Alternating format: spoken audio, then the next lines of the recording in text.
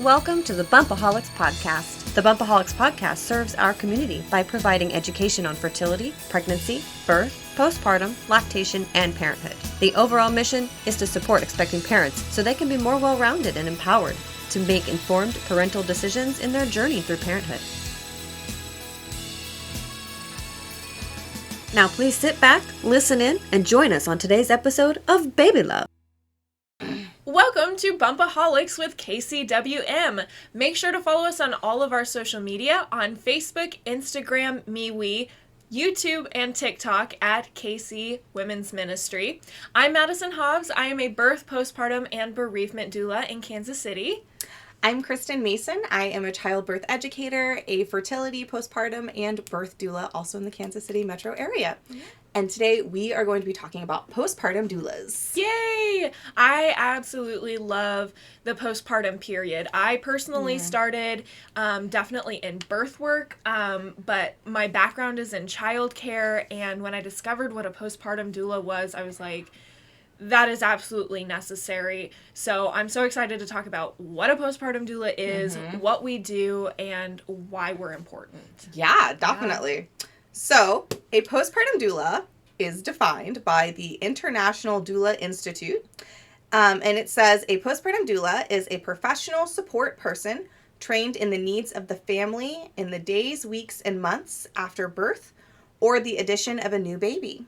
The doula offers non-judgmental support, guidance, evidence-based education, and practical hands-on support immediately after birth through the first year. Doula originates from the Greek word meaning woman servant. So oftentimes postpartum doulas refer to the time period after baby's born as the fourth trimester. And I absolutely love this term because human babies are born underdeveloped. Yes. The human brain is so complex that if babies were to develop fully in the womb along with their, similar to their animal counterparts, mothers would not be able to physically birth babies because our heads would be too big. Yep. So we refer to the fourth trimester as such because we're continuing to develop baby.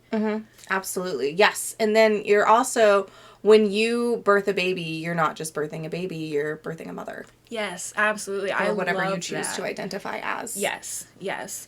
We at KCWM recognize that not all birthing people are females or women who identify as mothers. So we will try to use inclusive language. Absolutely. And then you also, when you're looking into postpartum times, so something that people don't know, like maybe you know that postpartum depression is a thing because there has been a pretty big campaign bringing up awareness of postpartum depression.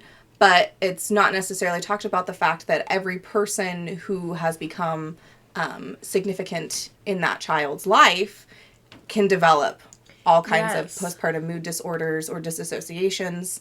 And doulas are there to kind of help support people and to kind of help with the referrals that are needed to kind of shorten or catch it before baby blues turns into full-blown depression, anxiety, rage, that kind of thing. Absolutely.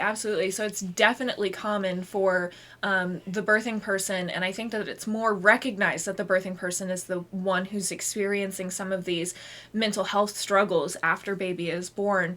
And it is very common for baby blues to occur, but it's less common for that to develop into depression, but it's more common than we think.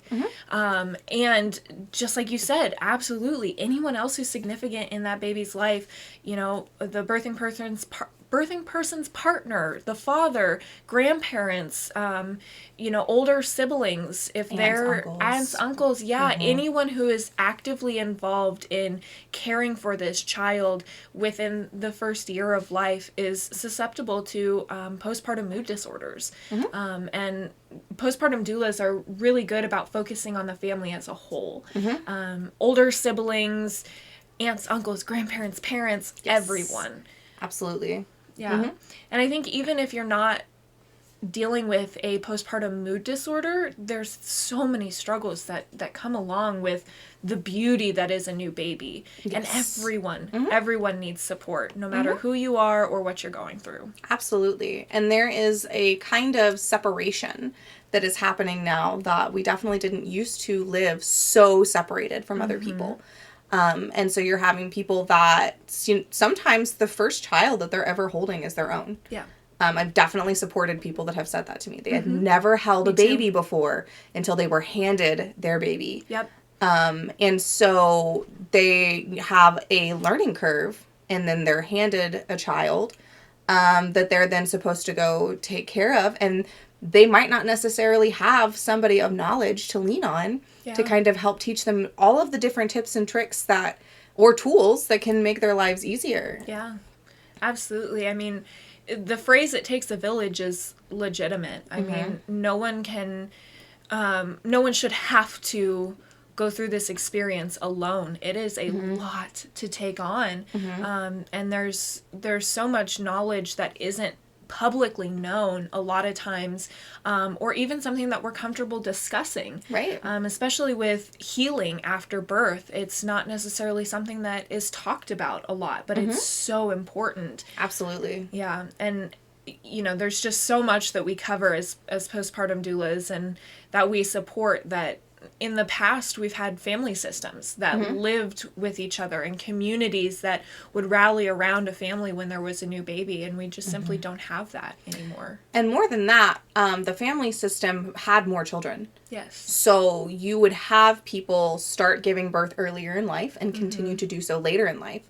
So your mother, for example, would not be so distant where I haven't given birth in 20 years. So they're relearning the system, and things have changed. Yes. Carriers are different. Bottles are different. Formula is different. Sleep recommendations are not the same. Absolutely. The different medications that you have, that you need to be giving your child, they're different. And there's all kinds of guidance and support that has changed. Yeah. That a postpartum doula is going to be up to date on and be able to give you the correct referrals to the correct information. That somebody who hasn't given birth in 20, 25 years isn't necessarily going to have access to. Yeah, absolutely. Absolutely. And a big part of being a postpartum doula is remaining unbiased and providing that information without pushing opinions or decisions. Whereas sometimes our family, especially those who have raised children, they have very strong opinions, and sometimes it can feel like they're pushing their opinions when this is your baby and your family, and we want to support your decisions. And if that is something, you choose to do something in a similar way as your family, we fully support that. If you're wanting to go somewhere different, on a different track, sometimes it's nice to have that third party person who's not pushing. And validating what you are experiencing and wanting. Yes, absolutely, absolutely. And I think a lot of times we see a push, especially from a grandparent who's like, well, I raised you this way and you turned out just fine. I think sometimes when their children then decide to raise their grandchildren in a different way can sometimes take it personally. Oh my goodness, and that, well, that's what I did and you're not doing that, so you must not like how I raised you, which is your not parents true. are fine, so obviously what I did was perfectly acceptable, and say, okay. And what you did, we're not invalidating what you did, but this new parent is wanting to make a different decision for their child. Yes.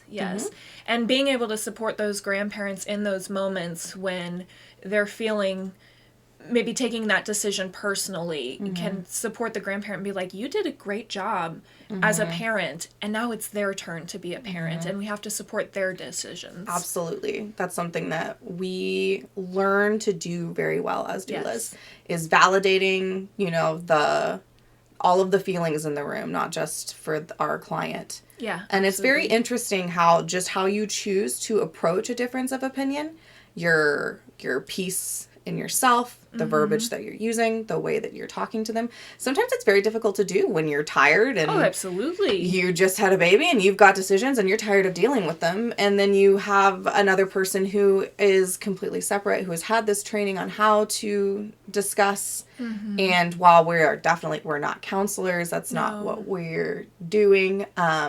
but we can bring a lot of peace into a situation and a lot of knowledge.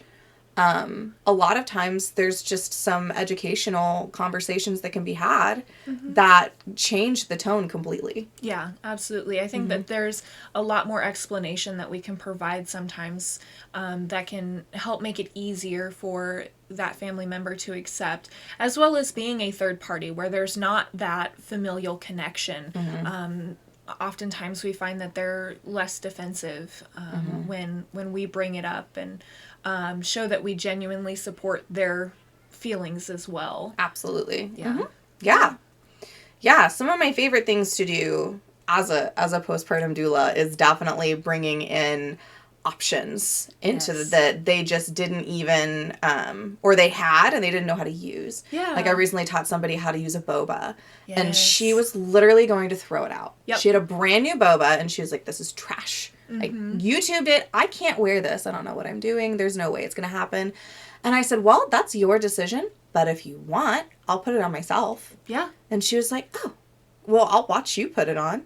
So she got it and I put it on myself. She's that looks pretty cool. And I said, yeah, and baby just goes right in here. And she's, well, I want to try that. Yeah. Okay. So then I taught her how to put it on herself. We put baby in there and she loved it. Yep. Glow. I mean, she was just, I want to do this all day, every day. And yes. Baby likes it too, you know? And it was just, doing those kinds of things was really awesome. Yeah. Absolutely. I mean, the boba is a wrap carrier, and it is one of my favorites, but it's also the most daunting. Yes. And I think that in anything we're talking about postpartum is being able to explain those big, huge, scary things like this is a wrap carrier and it looks terrifying, but I YouTubed it and I still can't figure it out, so I'm just going to throw it away. Being able to break it down and show them the true benefits can help kind of make it just easier and allow them to use these tools that are at their disposal to make the whole thing easier. Right. And easier to remember. Because like I was just telling her, oh, and then we're going to start here. And that's what this line of fabric is for. And then we're going to do this, which makes sense because that's what this line of fabric is supporting. Yeah. And then at the end, so you see how this supports here, this supports here, this is for this. And then she says, every single step makes sense. Yep. She was able to remember it. Yeah, absolutely. I definitely do that as well when I'm working with clients. And we meet with a group of expectant mothers once a month and we talk to them about different topics on pregnancy and postpartum. But one of the things that I find myself explaining to them all the time is I like to over-explain because I feel like... Because I find that when you understand why we're doing something, it makes it easier to remember, and it makes it more obvious as to why it's important. So just like taking each piece of fabric, this is what this piece of fabric does and why, helped her remember how to put on the wrap, which is a complicated process, but when you remember why, that's how we do it so fast.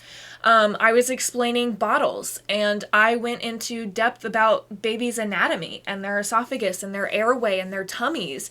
And these women were looking at me like I was crazy. Like, why do we need to know what the esophagus is and how it's different than the trachea and the, all of these things. But when it was brought together and shown about colic and reflux and different bottle positions and how to hold baby when feeding a bottle, it all made so much more sense, and they were able to retain that information so much more. Instead of just, and then do this. This is why. Exactly. So rather than just, here, use a bottle, explaining how and why and over-explaining. Right. And there's so many different types of bottles that are for different purposes. Absolutely. You'll have babies that are, they're getting milk way too fast. It's going to be a completely different type of bottle that you're going to want to use for a baby that doesn't have a very strong suck or has a reverse suck or a tie or just all kinds of things. And we have the connections to the resources for you that you wouldn't necessarily know what to look up because you don't know what you don't know. Yes, absolutely. I mean, bottles specifically, I'm actually getting ready to write a blog on all of the different variations of bottles and how to choose the right bottle for your family, because there are so many factors that go into it. And a lot of times people will be like, well, what's the best bottle to buy? And we just have to tell them there's not one.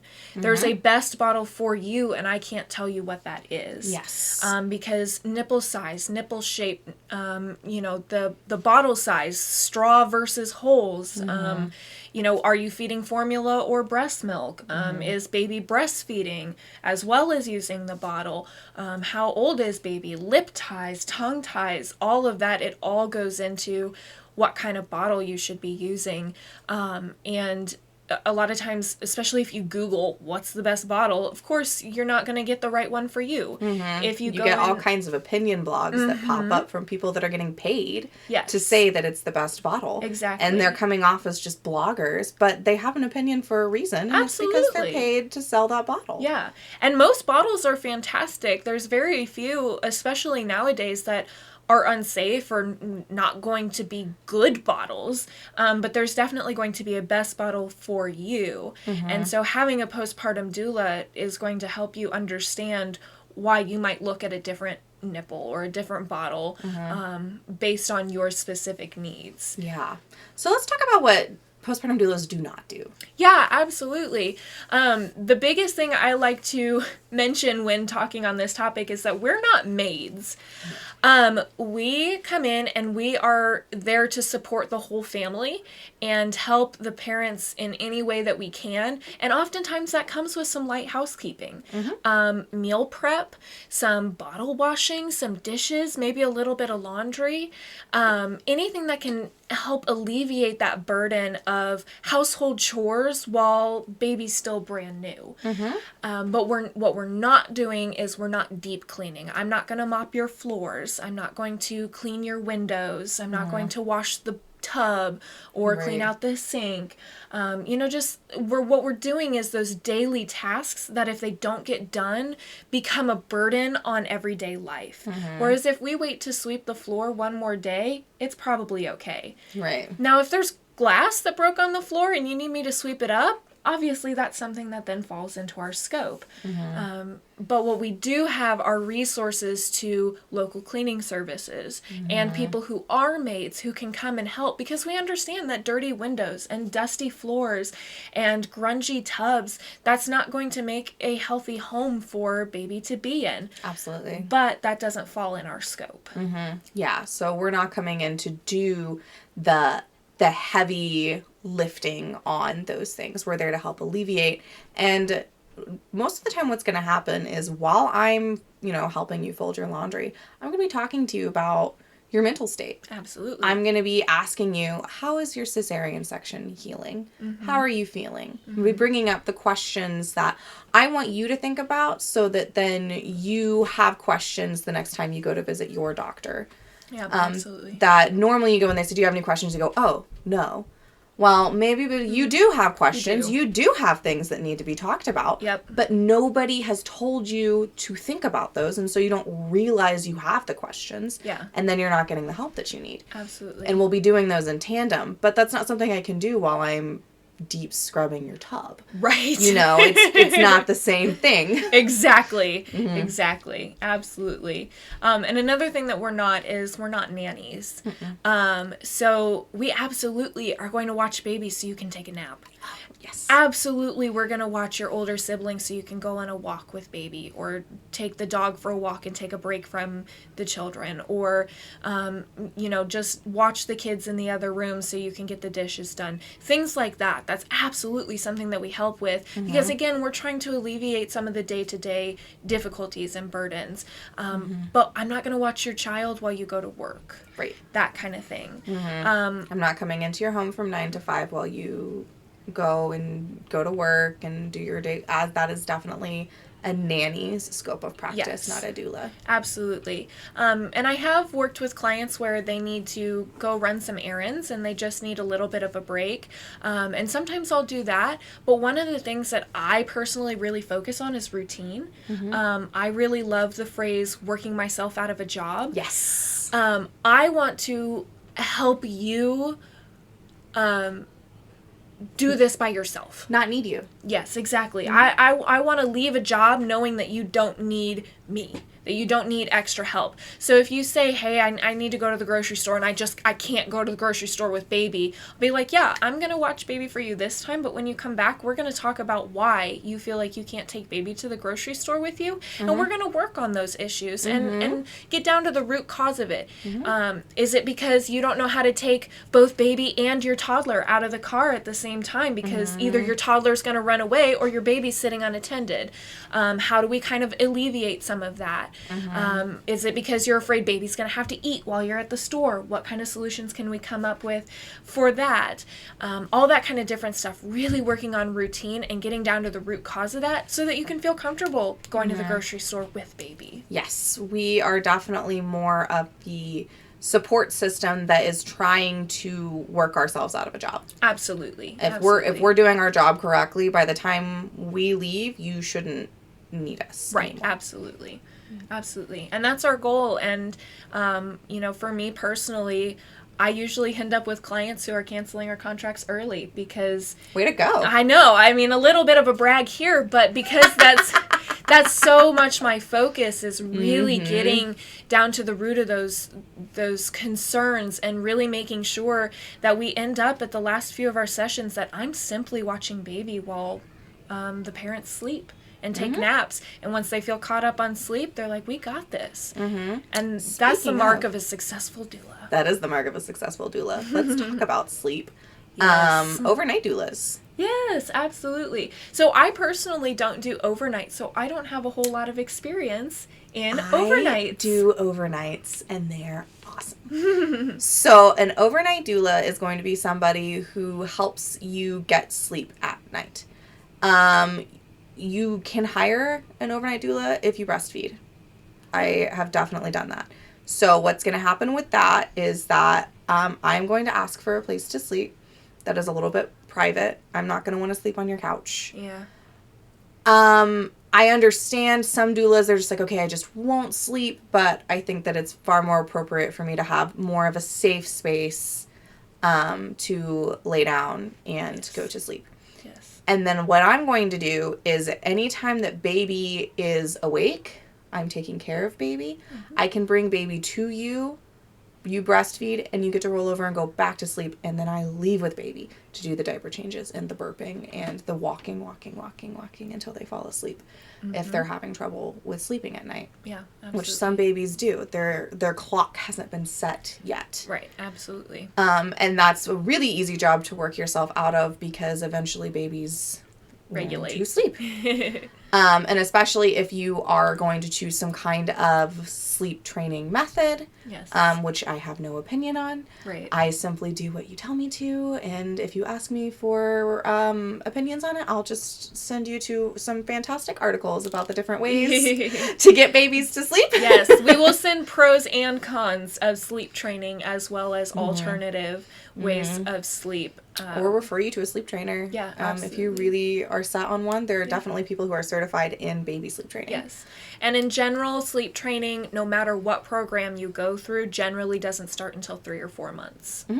So some doulas, when they are doing postpartum work, they tend to cut off around 3 or 4 months because they tend to find that they become more of the nanny, the maid, that kind of role. Yep. And that it's a very different tone for the cutoff. So for me personally, I don't cut off until a year.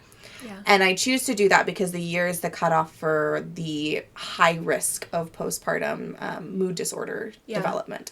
And I want to be there. I actually bring the Edinburgh scale with me to every postpartum appointment to have everybody... I'll bring copies. Yeah. So, every adult who is in that space can take it. That's amazing. And it has its own evaluation on there to say, are you developing? And it's specifically for depression, but they do have some anxiety-related questions on there. Yeah. Because you can develop it within that first year. Absolutely. Absolutely. And I personally, I am one of those people that I stop in-person meetings between 3 and 4 months, because I definitely do find that my knowledge base tends to run out, and I do end up becoming more of a nanny, more of a I'm watching your baby while you take a nap. And so my goal is to get you comfortable sleeping while baby sleeps, so that then you don't need me watching baby while you take a nap. Absolutely. However, I do absolutely am still available for my clients up to a year. I still check in regularly. I just don't go to your house. Yeah, you do. Yeah. You develop a relationship Yeah, that's kind absolutely. of, I mean, akin to friendship. And there's some things that you go through together, you know? Absolutely. I am still friends with all of my postpartum clients and many of my birth clients as well. Yeah. You really develop a strong relationship, and most of my clients are always like, "Can we be friends outside of this?" I'm like, "Yes, please." Sure. I love your children. I love you. So yes. You got my number. Yes, so. absolutely. Yeah. And keeping an eye on some of those mood disorders as well, especially if we become friends on Facebook. A lot of times I can kind of keep an eye on things, just like, hey, something just seems off. I know you well enough that I'm just going to do a quick check-in. And we are not mental health professionals. No. We cannot treat or diagnose any kind of mental health disorder. However, we are trained in recognizing when something's out of the ordinary. And then we refer you to the professionals. Yes, exactly. That's why I bring the Edinburgh scale, because it is not me diagnosing. Yeah. I simply say, here's your resource. There's a very easy point addition system at the bottom. Feel free to use it. Yes. How do you feel about that number? Yeah, absolutely. Do you feel that this is something that needs to get brought up to a professional? Yes. Is, if you're getting to some pretty scary numbers, let's start talking about your access to mental health care. Yeah, absolutely. Yeah. Yes. And then we refer out, and we have lists of multiple counselors and therapists who specialize in postpartum mood disorders, so that you're getting specialized care, but we're not just sending you to one person. You have an option. Yes, absolutely. And then there's different preferences for, we get to know you. Yeah. And there's definitely going to be professionals that either specialize in LGBTQ, or if you're wanting to look for somebody who's more in your religious affiliation, then we have a whole community that we can outreach to get recommendations for people as well. Maybe you want them to speak your language if you're bilingual. Yeah, absolutely. Anything along those lines. Yeah, definitely. So, we definitely keep in contact. We're up to that first year. Yes. And KCWM, we have a ginormous list. Yes. A ginormous list for who to contact when your client is running into what. And it is available to all of our postpartum doulas. Yes. And, we do, for our birth doulas, they have access to this as well, because they do what's called a perinatal. Yeah. Where they go and they visit after the birth. And it's we do it within the first 6 weeks. And so then that's a good time to kind of say, okay, maybe you don't necessarily want to hire us as postpartum doulas, though we are finding that a lot of people that hire us for birth, maybe originally they don't want us for postpartum, but they tend to change their mind at the perinatal. Yes. And that's a great spot for our birth doulas as well, to kind of recognize if someone is struggling and say, hey, I know we had talked about that you don't need postpartum help, but these are the specific things that they could help you with. And it might be that these clients had a different perception on what we actually do. Yes. And so we highly encourage that our birth doulas, if your client is struggling, to bring up the possibility of needing extra help. And there's no shame in needing extra help. None whatsoever. Absolutely. And, keeping in mind that as a nonprofit, we do have partnership clients. So these clients are going to be receiving a certain level of postpartum care at no cost to them. Yes. So then when we're encouraging them to say, we would like to help you, we mean we would like to help you. We want to help you. Yes. We have seen a dramatic change in our clients from pregnancy to postpartum through having a postpartum doula, seeing their confidence as a mother, and we serve primarily women who identify as mothers, but seeing them gain confidence in their ability to be a mother to their baby Absolutely. is life-changing for me as a doula. Getting to see these women, some of them are teenage moms, and seeing their confidence just soar from this teenager who is pregnant and scared to this incredibly confident mother who is making decisive, good decisions for her life and her baby. And we're truly changing lives. We truly are. It's a wonderful business to be in. It's my favorite. Yeah, for sure. Yes, absolutely. We're making a difference. And even in our own lives. So Yes, we learn from them too. Yes, absolutely. Absolutely. Yes. Yeah. So there's all different kinds of support that goes into being a postpartum doula, what we do and what we do not do. And we have, community clients is what we refer to them as well. And we can be hired by anybody who is looking to hire a postpartum doula, and they have all kinds of different packages that you can choose from and different things that we can do. And that actually helps support our partnership births. It gives us more access, more funds to be able to help these people that wouldn't necessarily be able to have that kind of support without us. Yeah. Whether you purchase birth services or postpartum services, you're helping support a family who cannot afford our services. Yes. So, absolutely. We love that program. Do you have anything else that you kind of wanted to cover talking about postpartum?